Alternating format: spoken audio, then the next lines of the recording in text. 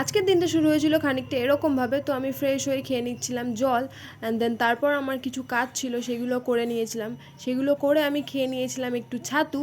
আর ছাতুটা খাওয়ার পর আমার সেরকমভাবে আর ভ্লগ করা হয়নি, সেরকমভাবে ক্লিপ নেওয়া হয়নি। তো আমি দেন স্নান করে চলে আসি, স্নান করে এসে দেখছি মা এখানে জামা কাপড় গুছাচ্ছে। আর তারপর আমার আম খেতে ইচ্ছে করে, আমি রান্নাঘরে আম কাটতে গিয়ে আমার আঙুলটাই কেটে ফেলি। হ্যাঁ, আর তারপরে এত রক্ত বেরিয়ে, তো আমি বসেছিলাম। তো তারপর মা আমাকে ওই আমটা পুরো বাকিটুকু কেটে এনে আমাকে আমার মা খাওয়াবেই। তো আমি এখানে না বলে আমার মা রীতিমতো রেগে গিয়ে বললো তোকে খেতেই হবে। দেন তারপর আম খেয়ে, খাবার দাবার খেয়ে আর রেস্ট নিয়ে আমি আর ভ্লগের ক্লিপ নিতে পারিনি। তো তারপর গেছিলাম বিকেলবেলা টিটেনাস নিতে। তো সেখানে গিয়ে আমি দাদাকে বলেছিলাম যে আমার পাশে দাঁড়া, যখন ইঞ্জেকশনটা আমায় দেবে। ও কন্টিনিউ ভ্লগ করে যাচ্ছে, আর এখানে যতই ইঞ্জেকশন নিতে গেলে তো লাগবেই।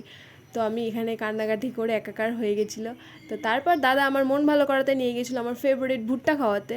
আর তারপর আমরা ভুট্টাটা নিয়ে মামাবাড়িতে একটু দরকার থাকায় আমরা চলে যাই মামাবাড়ি। তো মামাবাড়ি দরকার মিটিয়ে আমরা চলে আসি বাড়ি। তো